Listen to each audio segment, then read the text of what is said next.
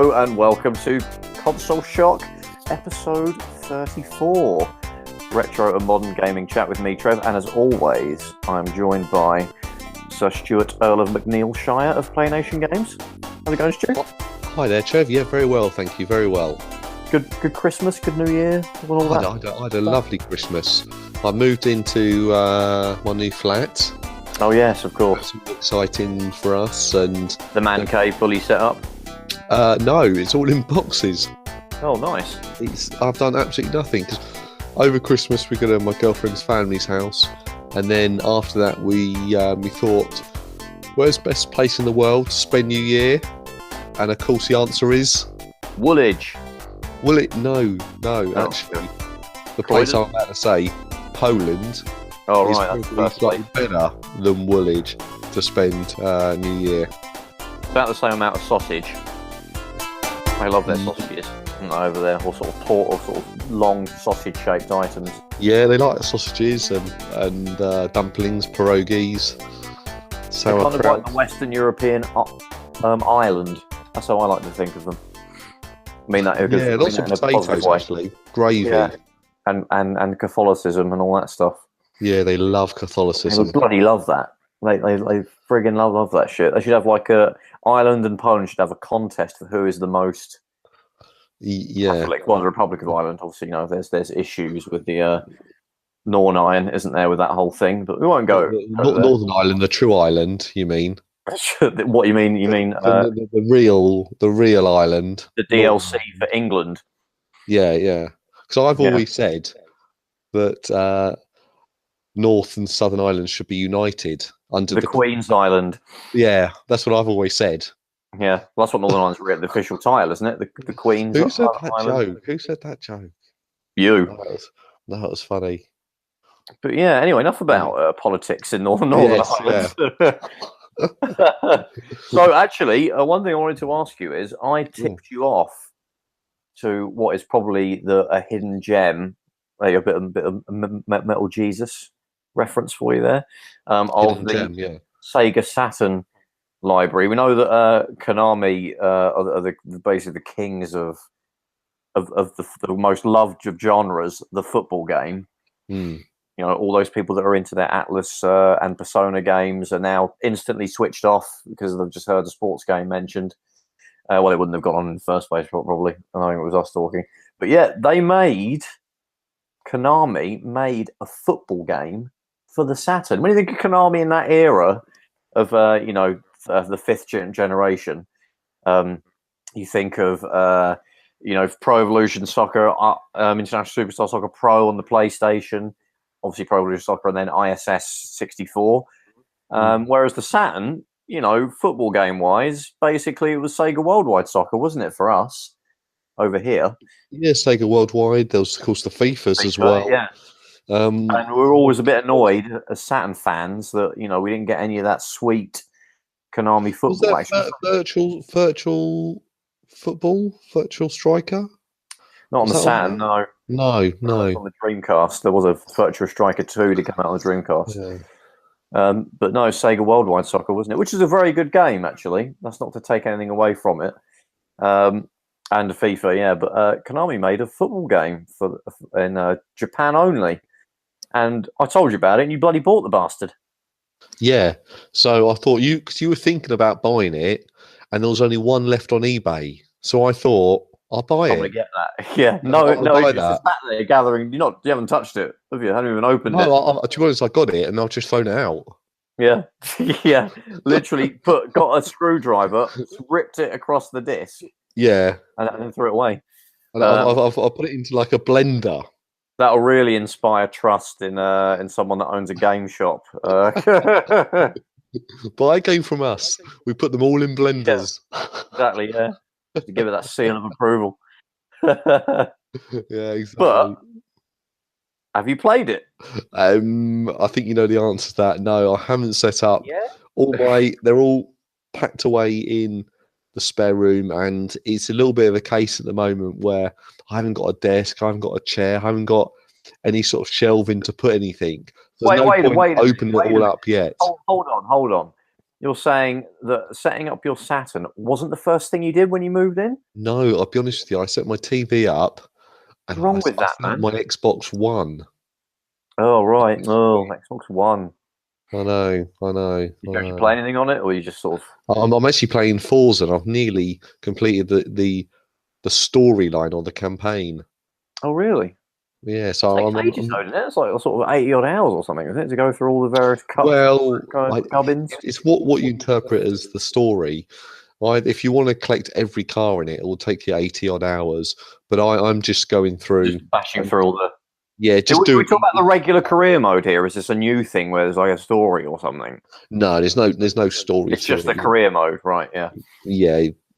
You basically. drive a level, you level up your driver level and all that stuff, and you just go through tours. That's right. You win more cars, and you know, it's not like that FIFA story mode or anything. I did actually play Gran Turismo VR. Funny enough, because I got that recently. Oh, you've got VR, haven't you? What do you think of that? It's I actually had. I mean, which honestly we could do with putting this on an episode for itself because it's worthy of it. But I had two kind of beginnings with the PS VR. I got it, and then that night I set it up because obviously it's quite an exciting sort of new experience that I've never tried before.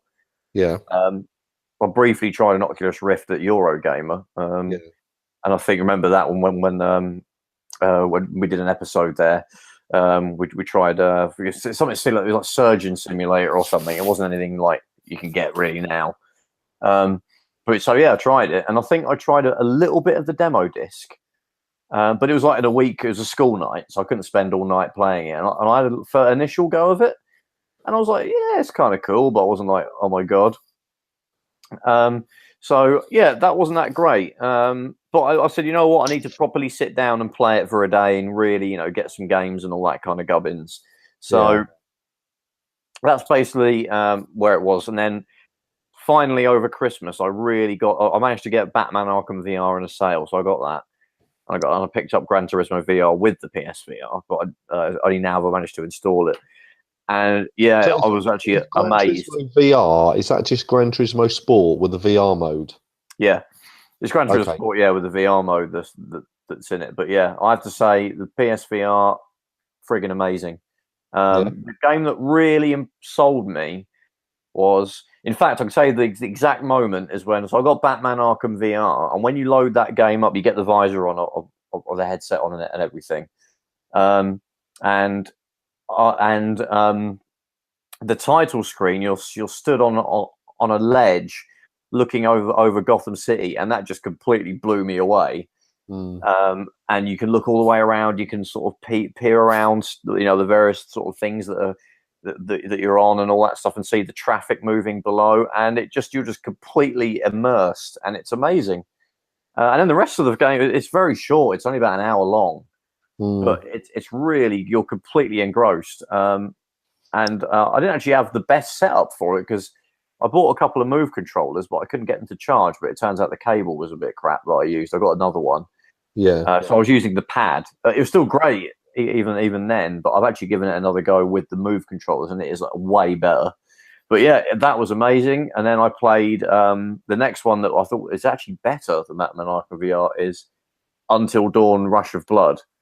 That is it. I was genuinely scared, and I'm not into horror films. I'm not really scared by them. When I see them, I find them quite cheesy, and I'm like, ugh, really. And then I saw people like Angry Joe playing this game, and it was just like, it's just stupid things, jumping out and all that. How can anybody like? But when you're in that world, I mean, there's things like coming towards your face, and you got to like duck so they don't hit you, and you take damage. And like there's things jumping out and there's scary noises. It really makes you jump, and it's basically a rail shooter, and you use the moves as they're your guns, but you panic when you're trying to reload because there's loads of scary stuff coming at you. It's really good. So that blew me away, the demo. I'm going to try and pick it up as well because it's like £6 on sale at the moment on the weirdly enough, the PlayStation Store is actually good with sales, which is digital stuff is. They're stupid in like Xbox and PS normally. They're like cost more than the actual copy of the game, but they're actually not bad. And the other thing that I really enjoyed was London Heist. on the PSVR Worlds. That's got really good shooter bits. But yeah, Gran Turismo VR actually made me. I actually got motion sickness with that the first time I played it. It's amazing. You're literally obviously in the. I've seen people play Drive Club VR, but you're kind of a pair of floating hands on the screen, which kind of would break the immersion. But Gran Turismo, you're literally like an entire body. You can look down and see yourself in the car with your legs and your arms out and everything. And it's very you get completely immersed. It feels like you're driving a car way more than any other experience apart from literally driving a car. But I got hit with motion sickness after like a lap, and I had to stop. Oh, really? Yeah, but since then, I've been able to sort of complete a couple of races, and it's not as bad. Because that's what bothers me about it. Because I always get, I've told you, certain games actually give me motion sickness. Some certain first-person shooters. Yeah. And then as a kid, I always got motion sickness. So, of course, when all this sort of trend for virtual reality VR came out, and people said, "Oh, I was on it for 20 minutes or 10 minutes, and then I got motion sickness. Then I got motion sickness." And I just think I'm just going to be absolutely sort of prone to get that. So it depends on the game. I mean, Batman Arkham VR, you're mostly sort of vignettes that you sort of are standing still and you're interacting with all the stuff that's around you. You're not walking around. It's almost like a point and click adventure is the closest thing I'll describe it as, but way more like immersive than that. To be honest, I think I like to try one.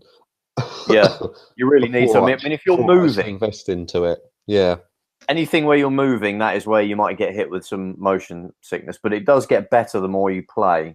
So if I get a game where I'm in an art gallery and I've just got to stand there and look at art, still you'll probably be okay. I'll be okay. Yeah, so, I mean, Rush of Blood. That's mostly slowly moving on a roller coaster. Or actually, most of the time when you're shooting and stuff, you're stopped.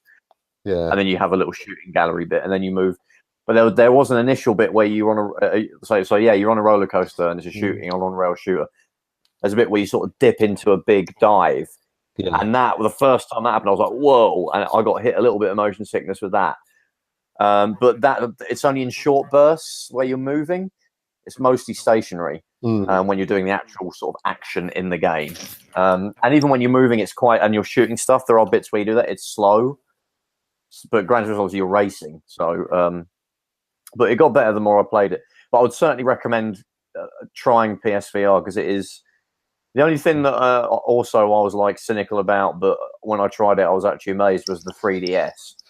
When I first got that, I was like, "Wow, this actually works." The 3D. Yeah, the 3D. I think. Well, I haven't actually got a 3DS, but I think if I did have one, I would have the 3D turned off 90% of the time. I actually like it. Actually, when I play it, I have the 3D on. There's some popular games where it's kind of useless, like Street Fighter 4. Yeah. It's just there to give an extra level of sort of depth to the backgrounds, but it doesn't serve any purpose. But games like Pilot Wings and obviously Super Mario 3D World, Land, even like Ridge Racer 3D, they're pretty good. It's worth sort of keeping it on. But yeah, it's not always necessary, and I think they kind of abandoned the 3D aspect to it, didn't they, to a degree? Yeah, you got the 2DS now, obviously and now you got the new 2DS, and that's the machine that's sort of pushing at the moment.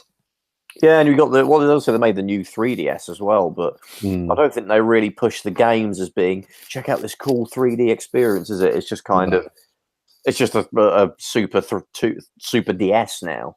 Isn't it? That's really? Right. The DS2. The DS2 or the Game Boy 5, 4. Where are we at with handhelds now? Well, the Switch is the Game Boy, is technically a descendant of the Game Boy, isn't it? I guess. Have you just watched that Nintendo Direct? No, but I saw the things that came out of it, or at least the games. I was actually really impressed. There's a new Kirby coming out, isn't there? There's a new Kirby, but I was thinking, the Switch, 2018. What's actually coming out for it? And the only thing else, or maybe is there a Metroid coming out towards the end of the year? I can't really find any details on that. And now this video has come out, and it's just it was, obviously you're getting Dark Souls. There's Payday 2, the new Kirby, Donkey Kong, Tropical Freeze, Tropical Freeze. That's the one. They're bringing out Hyrule Warriors. There was probably about 6 or 7 games. I thought, oh, good. There's quite a few games coming out for it. They're basically converting a lot of the Wii U games, because obviously most people would never have played them, which is a really good thing. And lots of 360 games as well. Yeah, I mean, I actually said this when we talked about the Switch a little while ago, that I think it would be a great idea to port some of the 360 and PS3 games, because you'll be able to play them on the move now. Yeah. And I think a lot of people would love that. And we were a bit worried because everyone was saying like Doom sold really badly or something on like the Switch. That might completely scare off all third-party developers from releasing just normal kind of.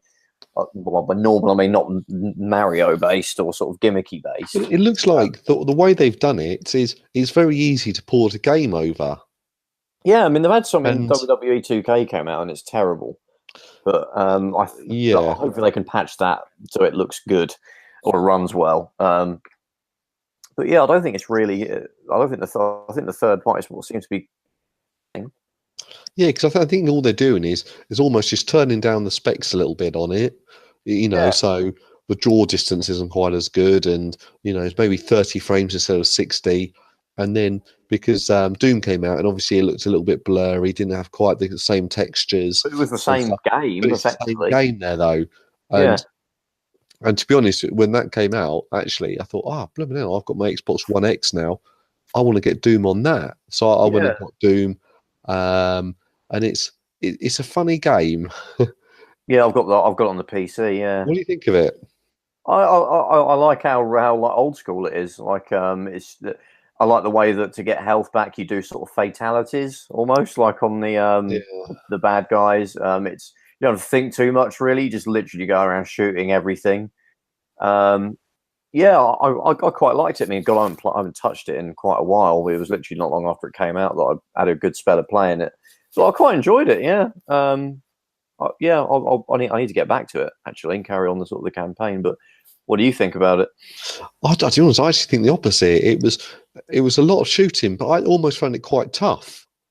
And I think, but everything's coming from everywhere. And it's not easy. Yeah, it definitely isn't easy. Yeah, and I think the original Doom is easier. The original Doom 1 and 2 are easier. 100%. 100%. Yeah. So I think I need to go back to it and go, right, this is a hard game. Right, let's learn how to play this here, and actually be prepared to die quite a few times to obviously, get my eye in, get up to speed with it.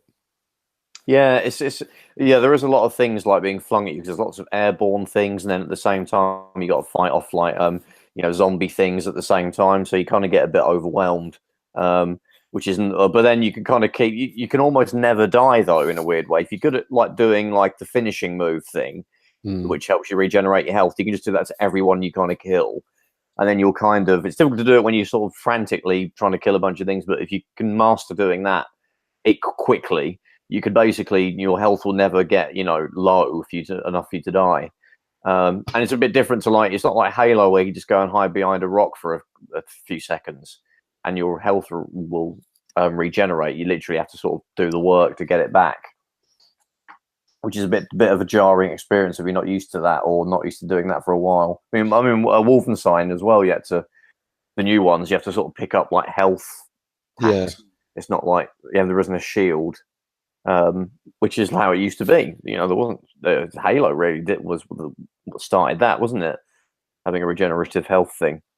Yeah, it was quite funny actually when I got the latest Call of Duty, WW2, and yes. And I was playing the campaign on that, and I was like, "What? I can't hide behind a log and just get my energy back here. Hold on, what am I meant to do?"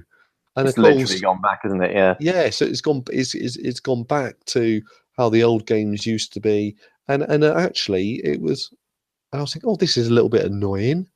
But then actually, what's wrong with that? I think it's quite good that you can, it makes you, not just run out, shoot everything.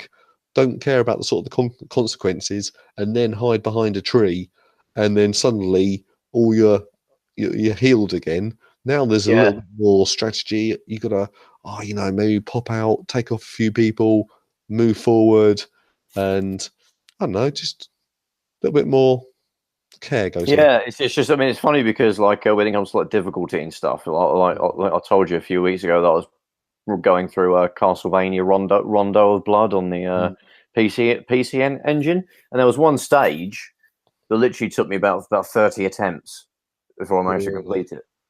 It's got that game has checkpoints, so you don't necessarily have to go back to the very beginning, but it doesn't hold your hand at all.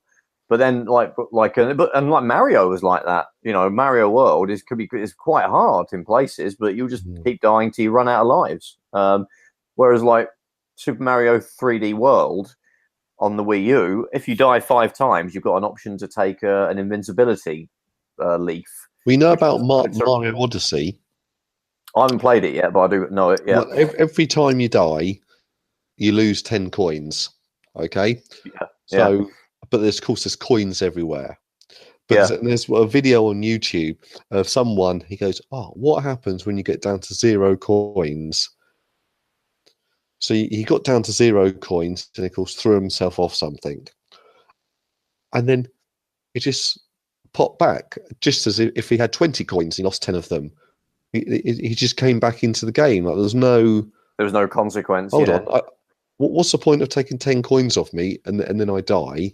Yeah, and then normally at every moment I'm on there, I've got like 500 coins. 1,000 coins. Ultimate kind of punishment, really. It's just So he lost all the coins and he still didn't, get a game over screen. Yeah, I mean, kids. I think a kid now playing a Mario game, if you said, "Oh, let's here you go, here's Mario World, have a go," they would hate it because they would just keep dying, and they would just die and it'd be game over, and they'd lose their checkpoint, which is really what the punishment was then for losing all your lives. The game didn't delete the save or anything, did it? Although if you're like on the ghost house and you lost all your lives on that, you'd have to jump back about 4 stages to go back.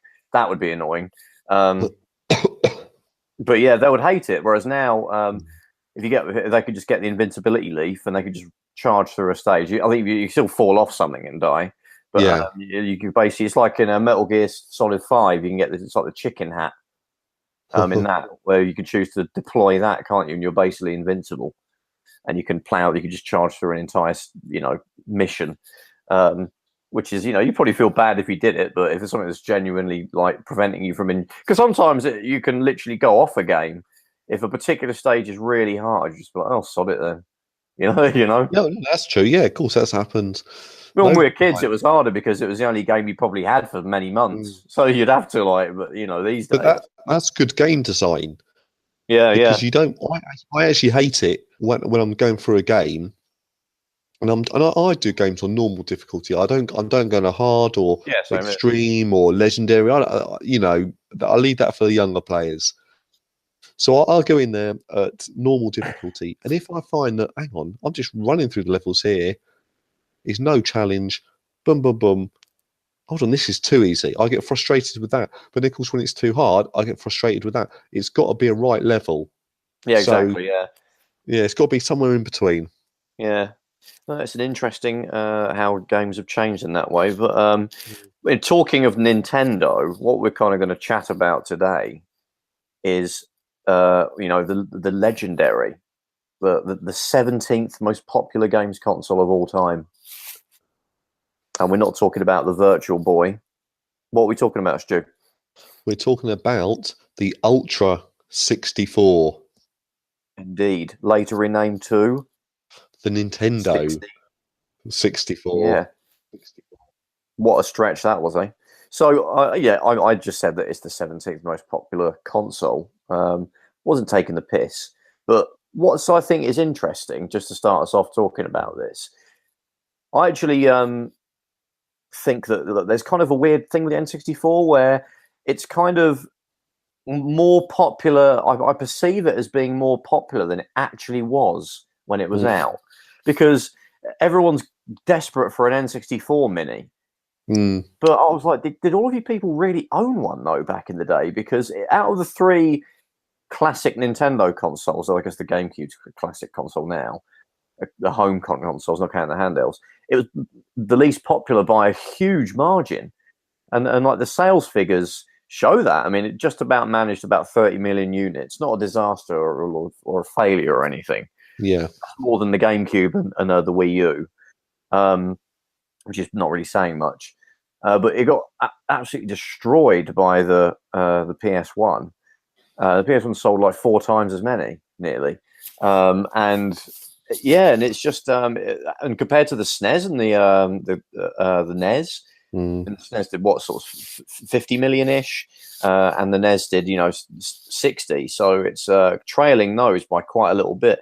And it's odd that I don't know if it's like watching all these American YouTubers that love Nintendo, so they're naturally going to be talking about. Although the N64 wasn't as mainstream as the previous Nintendo. In fact, it was the first Nintendo console to not win its generation. And in Japan, it completely failed. Really, the Saturn sold more than the N64, which a lot of people like. What? Yeah, the Saturn was second to the PlayStation in Japan, and it got its last game in 2000. The Saturn in Japan, the N64, I think it had sold well initially, but it completely died. It's really Europe and America that kind of kept it going. But yeah, that's kind of my impression. I think it seems to have been more popular now than it was then. What do you think about that? Well, yeah, I agree with that statement, and I just remember at the time it was. I think a lot of my friends did have the PlayStation. Yeah, and a few people got the. I remember they sort of botched the launch a little bit, and it came out in the UK big time. Yeah, but yeah, it came out at. I'm sort of making up numbers here, but it maybe came out at £250 or £300. Yeah, it was £250 without a game in March '97. Yeah, then it was almost like 3 months later, it dropped down to £200. It was weird, yeah. So basically, we got it later than Japan and America. America got it, I think, like November or something in '96, and then we got it in March, the following March. And we had got a couple of extra games. I think we had like Star Wars and maybe Turok or something. So we got a couple of extra games that they didn't get in America because they weren't ready. And Mario 64, of course, and Pilot Wings. But it was £250 without a game, more expensive than America. And to make matters worse, Sony dropped the price of the PlayStation the same day that the N64 came out in the UK. So the PlayStation was £130, and the N64 was £250, and the games were £60. Well, that was going to be my next point, because I remember watching things like Bad Influence. Everything was about the CD-ROM, and they always used to have all these great big piles of discs, saying, look, all these discs, 600 discs, you can get on one CD-ROM. And everyone was like, oh, wow, these games are going to be huge. And so, of course, the PlayStation was on CD-ROMs, whereas the N64s were still on cartridges. And that obviously made the games more expensive. And of course, they were a lot smaller games. Actually, maybe not. There were smaller games, as in the amount of data they had on there. I think it was basically Final Fantasy VII and Metal Gear Solid. I think were the games that you would really use to show the gulf between the storage medias. That's right. Yeah. You couldn't really do Metal Gear Solid on the N64 like at all, really. Just because of the amount of dialogue that's in it. Maybe you could, I don't know, because they obviously did Resident Evil 2. That had video in it, which is amazing that they managed to squeeze that onto a cartridge. But it would have really been a difficult thing. It wouldn't have been something they could just quickly port across. But I think they did. I mean, with the N64, it was such a. It had, I think, it had a real core sort of fan base for it, and the fact that it was the first console, or I think I'm right in saying this, the first console to have 4 controller inputs. So it was a great machine to have, sort of parties with, and then you could play I'm sure you're going to mention it, but GoldenEye. Oh, And of I used course. to love playing Mario Kart, battle mode on that. And where you had this PlayStation had loads of good sort of single player, more adult games. The actual N64 had so many good sort of party games, and Yeah, which if you was got good people fun around, if if it's like a New Year's party or something, you're not going to. In those days, you weren't going to. If you had a PlayStation and an N64 in the flat or house, whatever, and you've Yeah, got all your mates around, you probably weren't going to go to the PlayStation to play, a game that everybody can just jump in and play. You're going to dig out. Hopefully, you got enough controllers, but you're going to play Mario Kart. Probably be the first one you would go to because anybody could pick that up. Whereas the PlayStation, I mean, in terms of 4-player games, you have to have the multi-tap for starters. you have to have the multi-tap. And obviously, you Yeah, had multiplayer games like all the football games, yeah, all Street Fighter, the one-on-one fighting games. But there was plenty of split-screen racing games, but they didn't. In my opinion, they didn't have that sense of fun that the um, N64 games, that sort of Nintendo charm. yeah. I Uh, mean, that's obviously a big factor. But what was it when we talked about sort of the price thing? I think you mentioned that they reduced it again. I remember that I think that it was 250 quid, and then I think it was literally in the summer that they dropped it down to 150 quid. Which and I yeah, don't think they did any kind of deal for people that bought it in March. I think they just were like, yeah, 150 quid now. So I'll be pissed off if I just dropped 250 quid on something and a few months later price went down. I could be wrong. Maybe they sent a voucher thing out or something to someone if you sent off the form that was in the that it came with. I don't recall that being the case though. And then, because for me, of that generation, the 5th generation, the N64 was the first one that I bought, that I had myself before the Saturn or the PlayStation. I got an N64, mainly because it was the first one that was under £100, which is kind of the threshold that my parents would be able to stretch to. When I was a kid, I was kind of a teenager then. But yeah, it went to 150 quid in the summer and June, July time. And then by maybe October or November, it went down again to 99 quid. So it was actually really. cheaper than the PlayStation. And this was all in the space of 9 months, because they were like, crap, we're going to get utterly destroyed. And also in March 97, the Platinum range of PlayStation games came out. So, you could get 250 quid. If you put that towards a PlayStation, you could get the unit itself and a bundle of games and a memory card, for the price of just an N64 with nothing, So they had to do something. But yeah, I think the first time I played one was I had a friend I used to visit a lot, a chap called Philip. Hey Philip, if you're listening. His brother had an N64. This is about, again, June, July, 97. I think we were just sort of hanging out in his house, and he was just, hey, my brother has just got an N64, and I was like, obviously I followed all the magazines, so I knew all about it.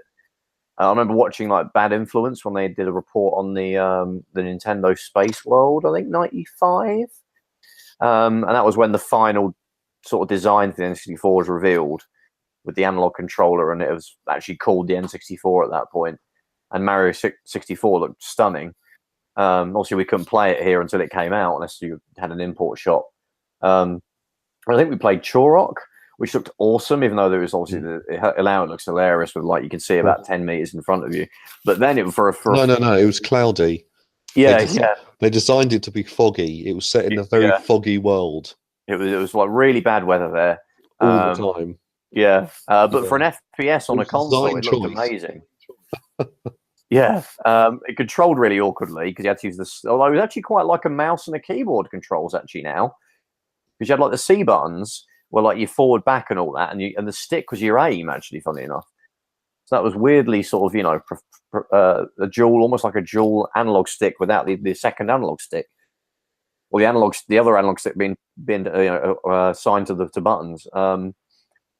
So I remember playing that, and I thought that was great. And then we played Mario Kart 64, and that blew me away as well. I was like, this is friggin' amazing, because you could actually kind of do, the campaign together. which is great fun. And then also there was the battle modes. I don't think I actually played Mario 6 at 64. I don't think he had it. I think it was pretty much Mario Kart and Turok, I think, but which is understandable because it would have cost, that was 150 quid for those 2 games. Trevor, I've actually got a quick trivia question for you. Shoot. So, now, of the PlayStation 1, Saturn, N64 generation, what was the best-selling game? There was a funny one, I don't know if this is the answer, but I remember reading somewhere that in the UK. Oh no, it's worldwide. Oh, okay. But a side trivia thing: the best-selling PS1 game in the UK is Rayman. Really weird, isn't it? You think it'd be Metal Gear, Final Fantasy? No, Rayman, biggest-selling PS1 game in the UK. Worldwide, out of all of them, right? Out of Saturn, PlayStation 1, and N64. So what was the best-selling game? Mario 64? That's correct, yes. So that's weird though, isn't it? It's really, you wouldn't have thought that. Because over 100 million PlayStations were sold. Yeah. But yet the game on the console that sold 32 million is the best-selling game of that generation. And and the attach rate, it must be for every something like, I don't know, maybe 70% of people that had N64 had Mario 64. And which for me, it's still the best Mario game ever made. I know technically the newer ones are better, but they're not. I mean, basically what I described earlier about playing VR for the first time, that same impact I got from playing Mario 64, because you got to understand. Before then, there wasn't any kind of a 3D platformer. Well, there was like Jumping Flash, wasn't there, on the PlayStation, and sort of slightly quirky. Yeah, I mean, that's what you got to look at. That type of sort of 3D platformer on the actually at the start of that generation. On the N64, you had Super Mario 64, and then on the PlayStation, you had Bubsy 3D, and you had Jumping Flash, which were, let's say, god-awful games. And, I'm sure someone will disagree with me on that. But the point is that Mario 64 is leap years above in playability and storytelling. And you got to appreciate the jump from Mario World or any of the 2D Mario platformers, because there weren't that much. There wasn't a big jump between Mario 3 and Mario World. Some people might argue that, but fundamentally they're the same game. Yeah. A few extra features. But Mario World to Mario 64, it is a complete. It's like orders of magnitude different. I mean, it's probably not even as long, Mario 64, I don't think. To get the 70 stars is what you need to actually complete the game. But to fully complete it, I actually went and completed it completely and got.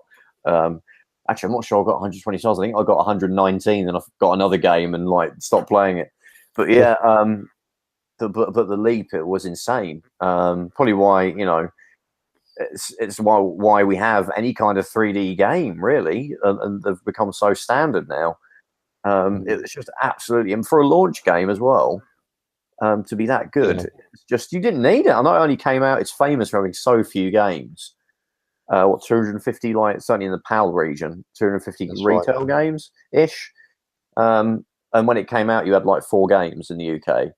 But you only needed Mario 64. That would keep you going for months. It was just so.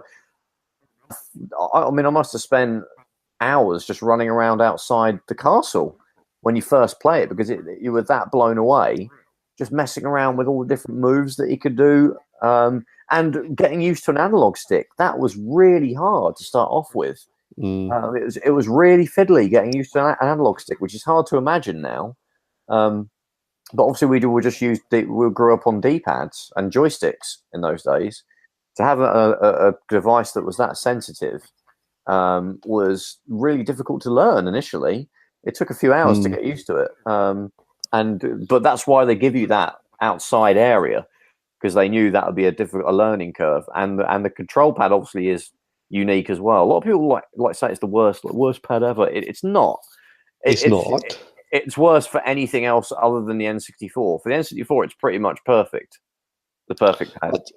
I mean, I love the N64 pad, and people have always said, "Oh no, it's such a rubbish pad. Oh, it's as bad as the N64 one." And I'm like, that pad was absolutely perfect. It just felt good in your hands. All the buttons were in the right places.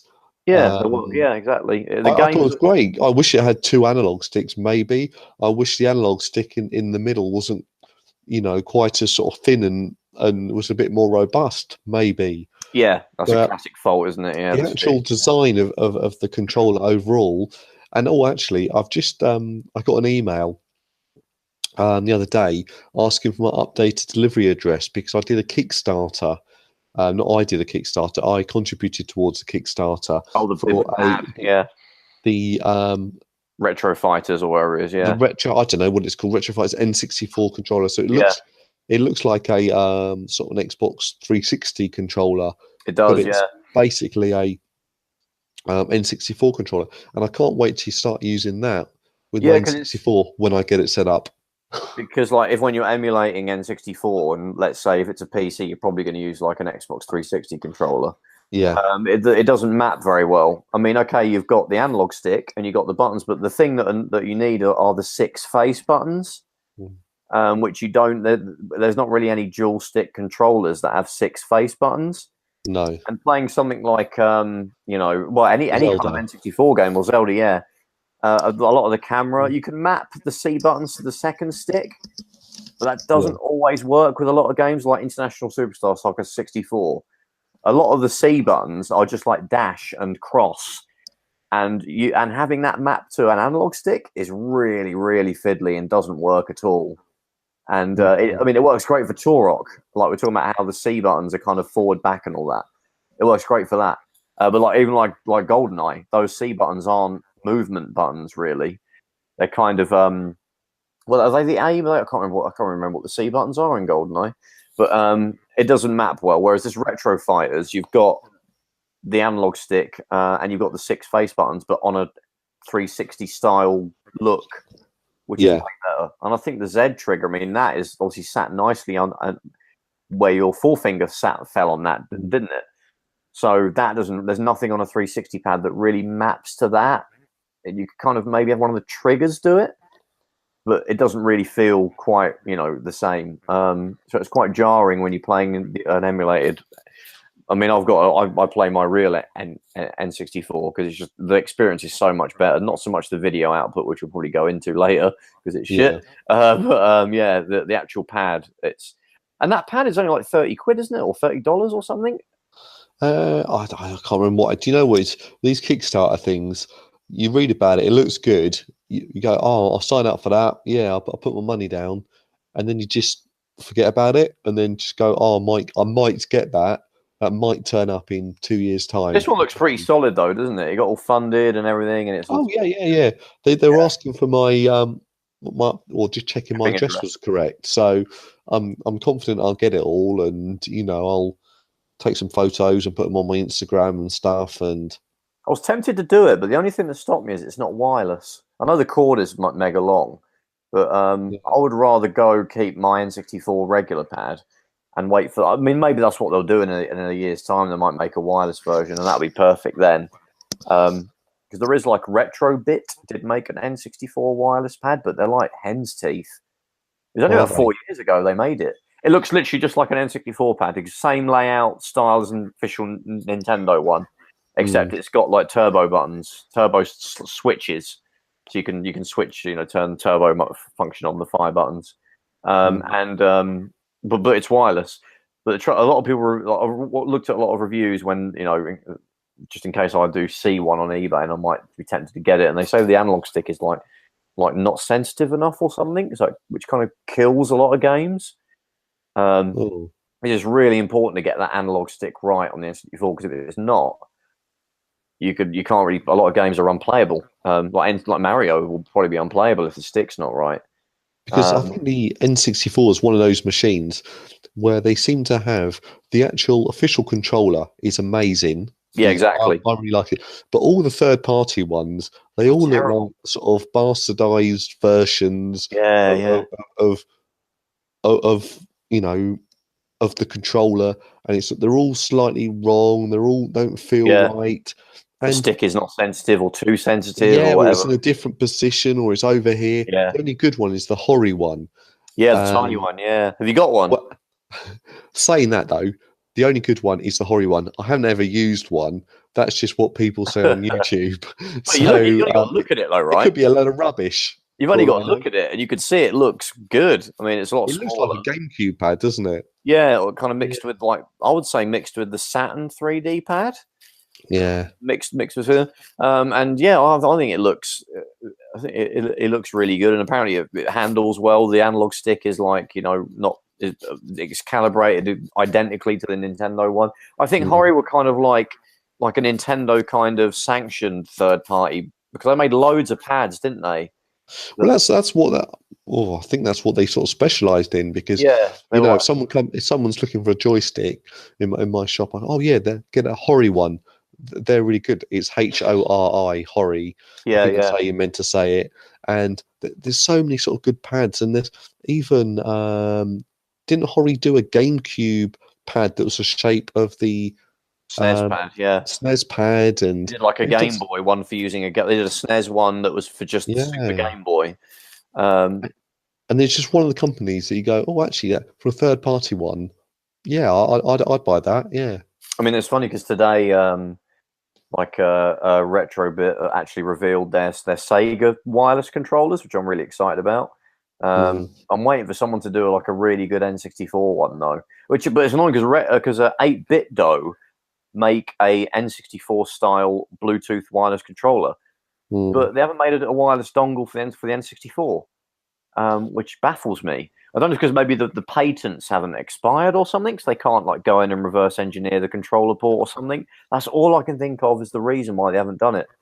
Because they've made one for the SNES and the NES, and those pads are great with the Bluetooth dongle. That's what I use on my actual NES and SNES. I use the 8-Bit Dough wireless pads because they're awesome.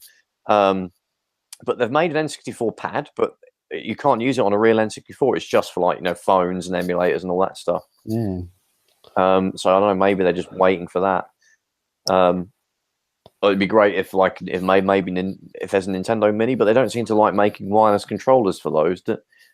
No, they like it to sort of feel like how the original sort of ones felt, and those things are always made to such a a budget. And, I mean, it doesn't make you think as well. I mean, if they do sort of release an N64 Mini, which, to be honest, if it came to being a Game Boy or an N64, I think they probably would make an N64 Mini, just because the Game Boy is already small and portable, I think, really. So, and it's not something that is affected by what TV it's plugged into, because you don't use it on the TV. I'd love to see a little, Game Boy Mini. And that they'll hopefully put more than 30 games on there and have Mario Land, a couple of the Pokemons. I think you need double that, right?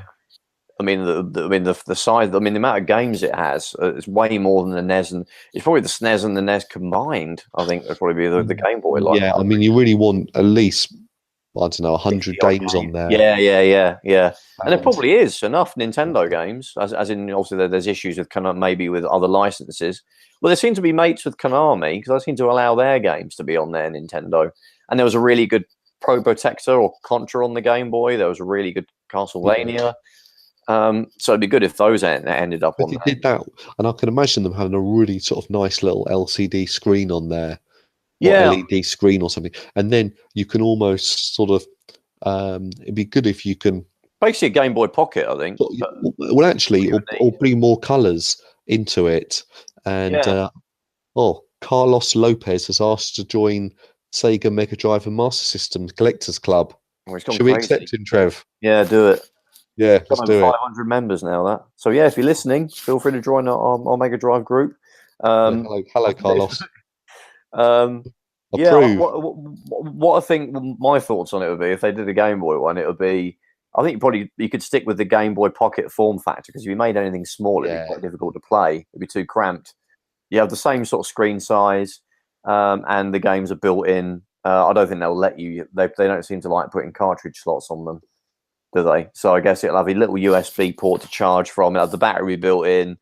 And yeah, like you say, maybe because you get these backlight mods you can get. I mean, I've modded my Game Boys for that. Maybe it'll have a backlight, so you could play it obviously anywhere. And maybe also the screen will be color. So if you got a game that's got Super Game Boy, compatibility, it'd be able to use the colors, and maybe the backlight could be different colors for like playing monochrome games. But yeah, I just don't think they'll make one. It's odd, but I don't think they will, which is weird because for the UK, again, I've said this before, but the first genuinely popular Nintendo console was the Game Boy. Yeah. So I think it was, and it's one of the biggest selling consoles of all time. I think only the Wii sold more than the original Game Boy out of all of Nintendo's consoles. It sold more than the NES, the SNES, the N64. Well, only like the DS. I think the DS is the most best-selling Nintendo console I think ever. 150 million units, I think, slightly less than the PS2 overall. But yeah, I'm not sure. But I think we're going to get an N64. But you're going to miss a good few games that you won't be able to have, like Banjo-Kazooie, which I love. ISS, also you won't be able to. Well, maybe Konami. Again, they're not too bad with Konami. No GoldenEye, which would be a big one. No Perfect Dark. There's probably a few others. Yeah. But I think there's enough Nintendo first-party games to keep them covered. You could probably. How many games you get? To like be honest, 20 I reckon the Game Boy will be next. You think so? I reckon it would be, because that'll just be. To be honest with you, would you get it? Oh yeah, it'd be a piece of piss on how to program that. I mean, do you have one? Do you have an original one, like still knocking around that you play? Game Boy. Yeah. Yeah, I've got one with a backlit screen. So you got it modded, yeah. Yeah, it's a Game Boy Pocket. Yeah, I'll still play mine. And that looks really good. But then to actually have one with all the games on, and and it'd be a really nice little small form factor, so I could take that on the train into work. All these different things. I think that'll be a really good product to have, and things like save states that they could put in there would be great as well for a lot of those longer games. It'd be silly things like you're going to get a lot of people who are going to buy that, not the collectors who have bought the SNES Mini and things like that. You're going to actually get people who go, "Oh, I want to play Tetris again." Yeah. You're going to get someone's mum. You're going to get someone's grandmother who actually wants to sort of buy this product for that pure reason. Go, "Oh, I used to love playing." Tetris or Dr. Mario or Pokemon. Yeah, none of Nintendo's home consoles really have kind of had Pokemon, apart from weird spin-off games. Exactly, yeah. Well, they're going to bring it out on the Switch, aren't they? They've promised a Pokemon RPG. Yeah, I guess because it's a handheld, isn't it? So it makes sense. But yeah, you're right. I mean, it's got the broadest appeal out of probably every Nintendo console. Because of Tetris, and if they can hit like a sweet spot in price, I mean, what the classic minis are what, 80 quid, or the SNES one was. I think the NES was a bit cheaper than that. Yeah, $79.99, and the NES one was $49.99. But I mean, LCD screens are just so cheap for them to get wholesale now. They could probably bang that out for like 40 quid, maybe 50, a Game Boy with all that junk on it. If you look on AliExpress, you can buy portable NESs for about £6.50. Yeah. And obviously they're not built to the same quality as the Nintendo products. And they have got the NES games on there, not the Game Boy games. But then those little things come in a little box, sent all around the world for about £7. I think, and especially if they have it so it looks, because obviously they've done this with the SNES and the NES, they've made the unit actually look identical, just miniaturized. If they probably took the either the Game Boy Pocket and just had it literally a Game Boy Pocket, it'll be the original Game Boy. Just shrunk the original Game Boy, shrunk to the Game Boy Pocket size, and maybe the screen will be bigger. And that's right. And I'll have a nice color screen on there. Well, hopefully it'll be touch screen, and you can pick and choose the games. You can add color to them if you want to. They'll have all different sort of color modes on there, so you can play something like Mario Land, and it's in full 64-bit colors or whatever. I think it would cover the whole range, wouldn't it? It'll be like the Game Boy Color games will be on there, and just regular DMG, as it's called, games. Exactly, but I think what they'll need to do is just add a little bit to it, because I don't think people would quite be happy enough about playing the games in just basic sort of 4 colours of green. It's a bit difficult though, isn't it? Because with an LCD screen, obviously you'd have to upscale. So I'm not sure there's companies they might have to actually create a custom screen, because I don't think anybody manufactures like 140 pixel width screens, do they? Because phones have long since gone way higher resolution. No, but I'm you sure might get some scaling there, but I guess you might get a little bit of somewhere. They'll give you some options. They'll say like you want it the actual pixel for pixel size, so you can maybe get a black border around it. You want it to stretch out so it fills the whole thing. So you can have a pixel perfect thing, or you can have like a stretched out thing with a little bit of, slightly sort of, stretched out look. I guess it would have to accommodate all of those, but it'll be like it'll have like a menu, won't it? That it'll boot up to, that you can you scan through the game library, and basically like the other. I mean, have you got the other ones? What's that? I've got the SNES Mini. Yeah. Do you actually? But you've got a real SNES, haven't you as well? Do you have like an EverDrive on that then? No. So you probably used did you put the actual? Did you hack it then and get all the other games on it, and then, or have you just? Oh no, I'm not. To be honest with you, I think there's enough games on there, and I might take it to the shop. I'm sure Malcolm will know how to hack it, and pretty easy. Yeah. Yeah, I've heard it's dead simple. So takes like literally like 20 minutes or something from what I've seen on YouTube. So yeah. Yeah, I might do it, but at the moment there's enough games on there to sort of keep me amused and stuff. So, but going back to the N64, I think one of the downsides of it, I think I know where you're going.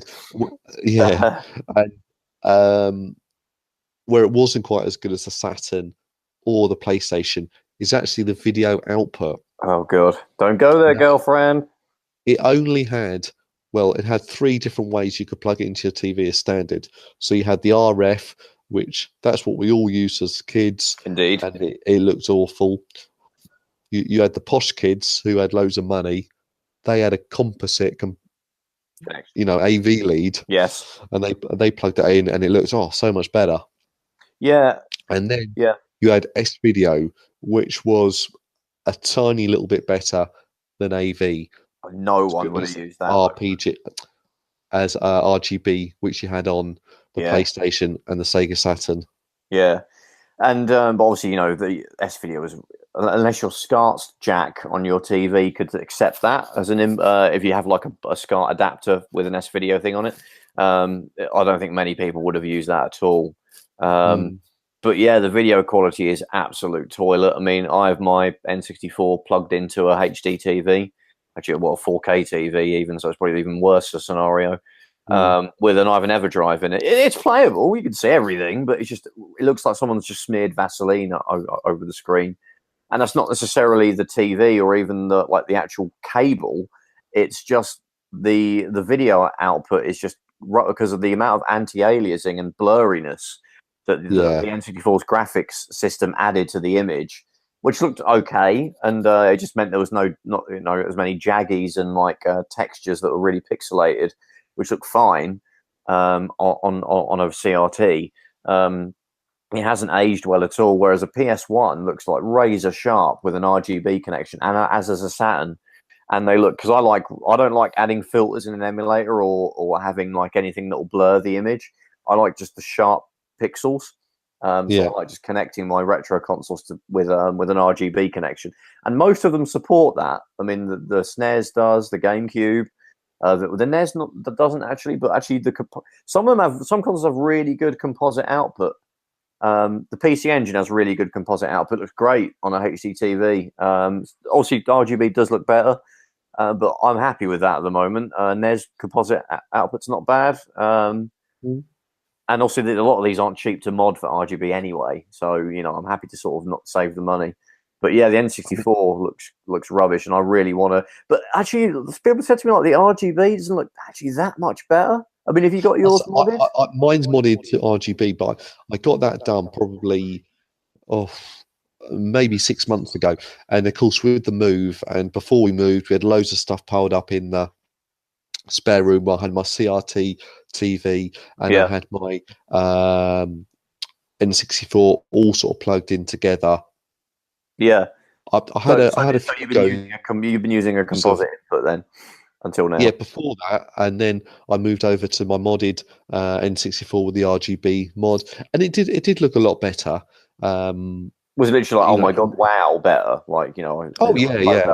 It was so much more because I've only ever used it with an AV lead back in the day, Yeah, yeah. and it was a lot better.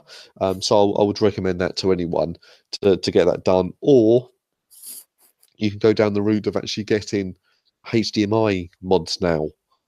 Yeah, And they look friggin' amazing. And I think that's if you want to get the ultimate sort of image out of it, go down the route of the HDMI mods. But they cost about £100 to get Well, you can done. buy them pre-modded, and you can get ones on eBay. People say, but they're looking at about 350 quid. Which is Are a you lot. really? Yeah, yeah. I mean, Oh wow! you could get the, like you say, you can get the little board, isn't it? You have to solder it on. It's not like you don't plug it. It's not a little plug-in thing. You literally have Yeah. to. You have to have a very specific N64 as well. The well, actually no, they can actually the HDMI high mod you can do on any of them now. Can't it's the RGB that was finicky. I think you can. Yeah. Yeah, but weirdly enough, it only really brings it up to the level of like a PlayStation RGB, image.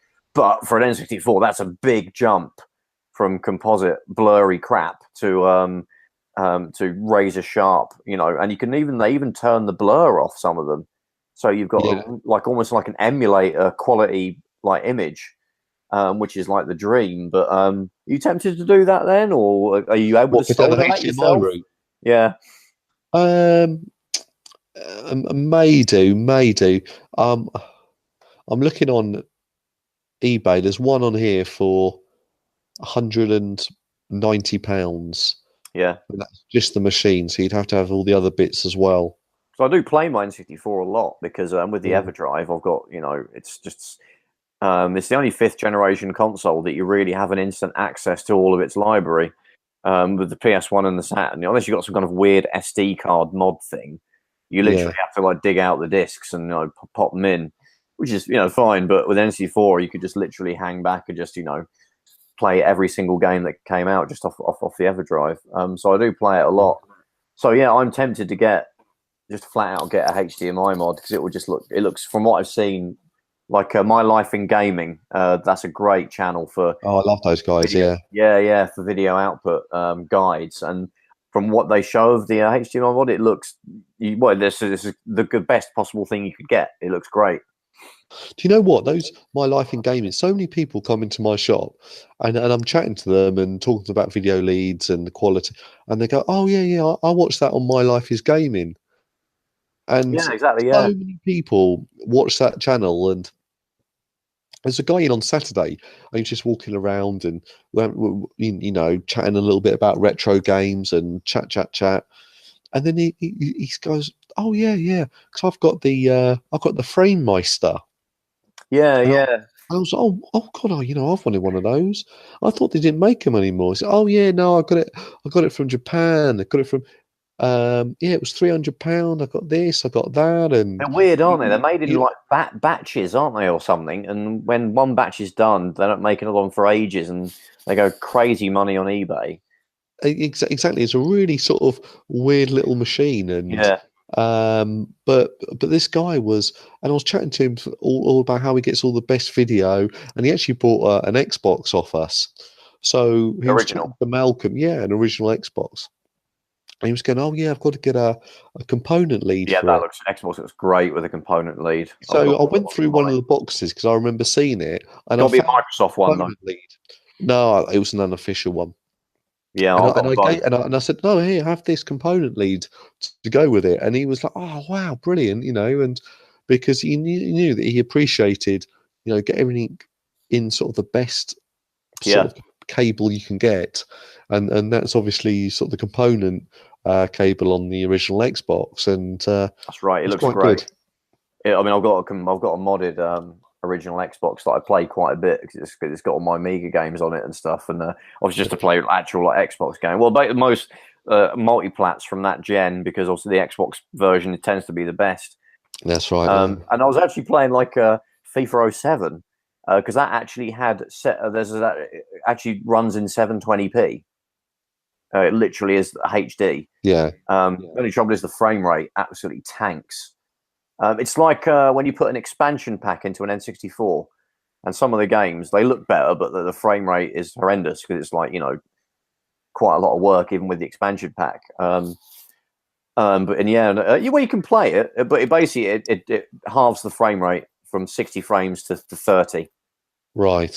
Which is still playable because the earlier sort of FIFA 3D games weren't as I would say they weren't as twitchy as the modern ones. But the picture itself looks awesome. It's like, it looks just like a 360 game. Really? Basically. Yeah. And there's a handful of actually a bit more than a handful. There was a fair few original Xbox games that actually render in 720p. FIFA 7, weirdly enough, is one of those games. But with the component cable, especially the Microsoft ones, but also you have to have either a modded Xbox or an American one. The PAL ones don't support 720p or component. They'll do RGB, but they won't do component. You have to mod it, or you have to get an American one. They do support. What are we talking about? The N64? Original Xbox. Yeah, that uses components. The original Xbox does, yeah, but if it's a PAL one, the PAL Xbox doesn't. You have to mod it to get it to work. The hardware is in there, but if you plug a component cable into a PAL Xbox original, you won't get a picture. Really? Really bizarre. For some reason, Microsoft it's just like they just disabled it in the firmware. If the hardware's all there to do it, they just disabled it. An American one, you can do it fine, or if you mod your PAL one, then it'll work. Really odd, but yes, good fact for you there. So I don't know if that's correct. It is. I spent ages. We always have quite a few component leads in, and I've given those out quite a few times with people who bought Xboxes that haven't been modded. It either doesn't do 720p. I reckon the RGB through, and that's it. You just don't get 720. I think that's right. I think it gives you a picture. It just doesn't do the 720p. I think it just do 480. 480p or something. Yeah, that's what I don't believe it just wouldn't give you a picture, because we would have had that back. And people, I think you'll just get the 480p, which still looks good. Especially for that era. Yeah. But you won't be able to get full. It's not full HD, is it? It's just 720p HD. But yeah, a lot of games actually render in 720p, and those games obviously won't render in that. On a PAL Xbox, you got to mod it. But yeah, mine's modded, so it works great. But yeah, when it comes to the N64, yeah, that video output, just isn't good. It hasn't aged well at all. So you have to get yours. So where did you get it modded yourself, or did you buy one then off the interwebs or off your shop or whatever? A guy came in, and a friend of mine, and he actually bought the chip from Australia. Yeah, it's a guy that makes it there, isn't it? Yeah, and I think after about a month, he got into his emails. He was like, "Dude, it's been a month. Where's my chip?" And the guy was, "Oh, sorry," and so he sent out another one. So of course, another few weeks went by, and he probably got the first chip. Then another 3-4 weeks went by, and he got the second chip. So of course, he only actually paid for one. Oh, right. So he said to me, "Oh, Stuart, we've talked about it in the past. I know you want to get it done. I can sort that out if I've got the spare chip." So he did mine for me. That's pretty cool. Yeah, so I was like, "Oh, yeah, brilliant. I'm not going to pass at that." Well, that's actually that's interesting then, because I've heard people just say maybe it's their TV they're using, but say the RGB, it's overrated. It's not massively better than composite, but I guess I might, because it's fairly, you can get a pre-done one now for about 40, 50 quid. Yeah. So I might just go for that. I mean, also the fact my EverDrive, I've got a lot of them, like NTSC ROMs. I mean, some of them work fine on a PAL N64. There's not even an issue with slowdown with it. Just because the games aren't, because they're not, most of them, pretty much all of them aren't 2D. So there's not the 50 and 60 hertz thing isn't an issue anymore, because it was about rendering 3D all the games tend to render in 3D at 30 frames or less. That isn't an issue anymore. But I was playing Mario Party, and that glitches the hell out on a PAL N64 if you're playing the American ROM for some reason. So yeah, I might just grab one. Then I want to. You could go crazy though at that point of getting. I know people on like some of the Facebook collector groups that go crazy collecting all the different colors, because it was the first console where they really, or the Game Boy, I guess, but the first home console. That was the first one to go crazy with different colored shells and all that stuff. Yeah, I mean they do some of those transparent ones. I think look absolutely amazing. The orange one I really want to get, but that seems to be the most expensive one. It's like £100 odd quid still. Yeah, I'd love to get one in perfect condition and with a matching controller and but I've never done it. But the point is now the one I've got modified is grey, so I've kind of got to keep that one because it's got the RGB mod on there.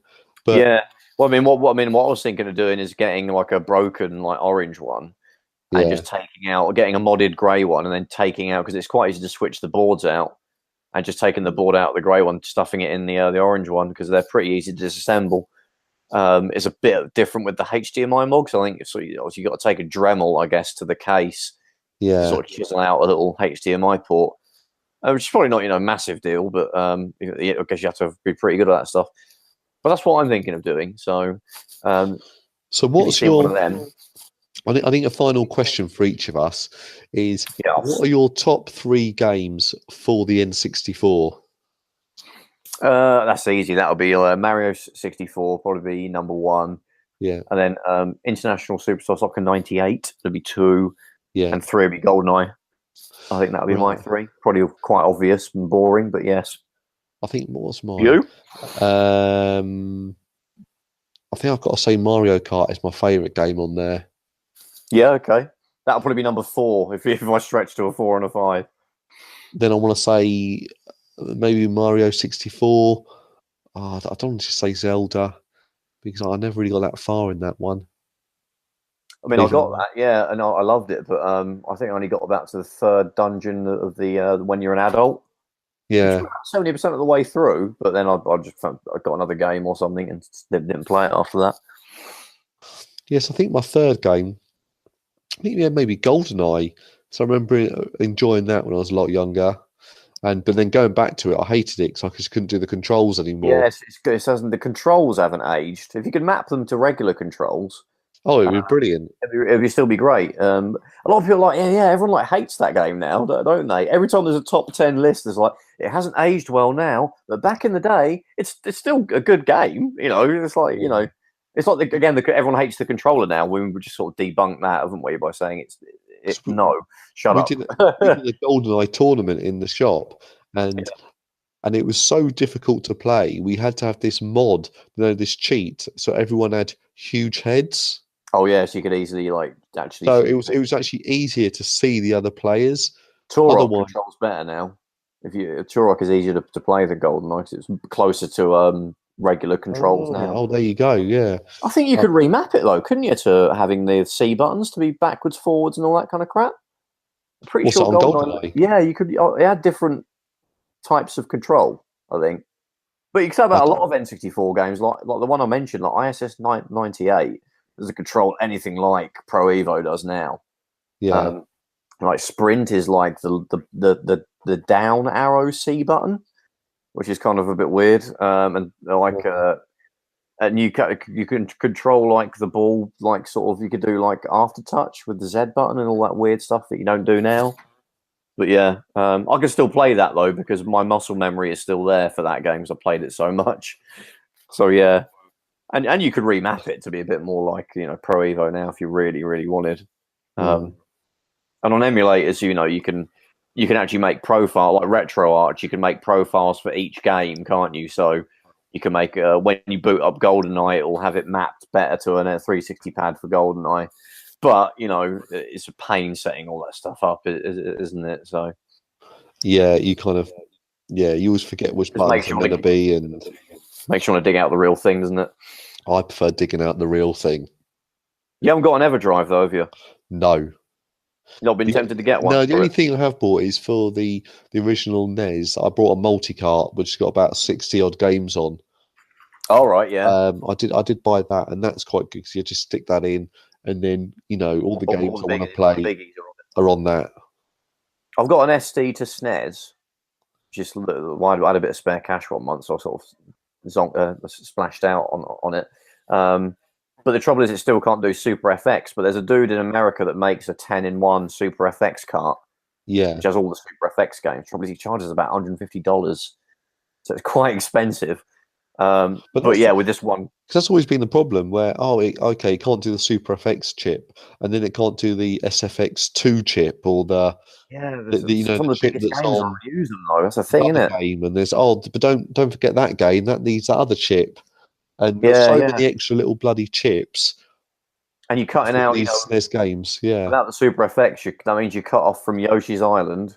You cut off from Doom, which I actually quite like playing on the SNES. It's just wow, I'm playing Doom on the SNES, and Star Fox, and like Dirt Race FX and all that sort of thing. But Star Fox is like one of my favourite Super Nintendo games.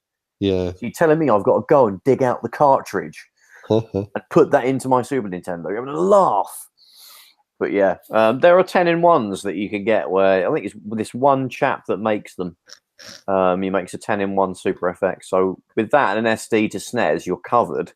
But you're looking at nearly $300 for both of them. So it depends on how badly you want. Well, exactly. On your ass and have two cartridges to cover your whole thing. But anyway, we digress. So yeah. That was the N64, so I think probably going to be an N64 Mini coming out. I'm probably not going to buy one. Would you buy one? Oh, I would, because everyone would be talking about it on Facebook. Oh, you don't care. Oh, look, I bought 10 of them. You're better than that, Stu. And they'll all talk about it, and then I want to buy one. But you bloody got one. Yeah, I know, but these are like mini ones. I bought the mini SNES, and I already had a SNES. You know what? The one argument actually is it will probably be cheaper than HDMI modding your N64. So from that point of view, that's probably in fact, that's a bigger advantage than even the SNES Mini had over the SNES. Oh, saying that though, if it comes out, I don't think I'm actually predicting now that they're not going to do an N64 Mini because the controllers are so bloody big that it will have to come to a much bigger box. Would it though? Because the unit itself, I think you could probably. Oh, yeah, you're right. Because they are actually tiny. Those boxes. I think now, if they've got to send all those across the world and things like that, it's actually going to make it a lot more expensive. Yeah, so and if it comes with two controllers. Then there's a dilemma of do you make the pad? Do you make a new version of the pad? Will that piss everybody off? Because that'll piss everyone off. You got to keep it the way it was. It's got to be the same size, same shape, identical. Except it doesn't have an expansion pack, and the rumble's built into it now. Yes. Oh yeah, obviously, yeah. They're not going to make a wireless one, obviously, but yeah, as long as the cord's long enough. But yeah, that'll be bigger than the actual thing, and also. The N64 would look really weird without a cartridge in it. So would they put a funky little, empty little cartridge in there? You could put a sticker on or something. That though, for the SNES, that hasn't got a cartridge in it, and there's people that have made little cartridge thingies that you fake cartridges you can stick on it though, haven't they? Because some people hate it without the cartridge. It works with the NES because you never saw the cartridge when you were playing it. No, of course, but. I think N64 would look weird if it was just like more so than the SNES. I think actually, I think it will look quite good in there if it had a little fake cartridge in there that said Nintendo or had Mario. They could just put an N64 logo on it. It's also because pretty much all the marketing for it never had it without the cartridge. Yeah. Whereas the SNES actually quite a lot didn't it? Like the actual box had it without anything on it and all that stuff and. Whereas the N64, they always had like a cartridge with an N64 label on it. So they might end up doing that. And then people will make on eBay, they'll make like Etsy shops or do your little tiny little labels to put Mario 64. But yeah, I think the HDMI thing is a big thing because to be able to get super crisp, to play your N64 games on a telly super, super crisp, with really good upscaling, and disabling the blurriness. Hopefully Nintendo will give you that as an option for 70 quid. I would actually buy an N64 for that. And then I could probably hack in ISS 98 and Banjo-Kazooie, and because they didn't really use special chips or anything.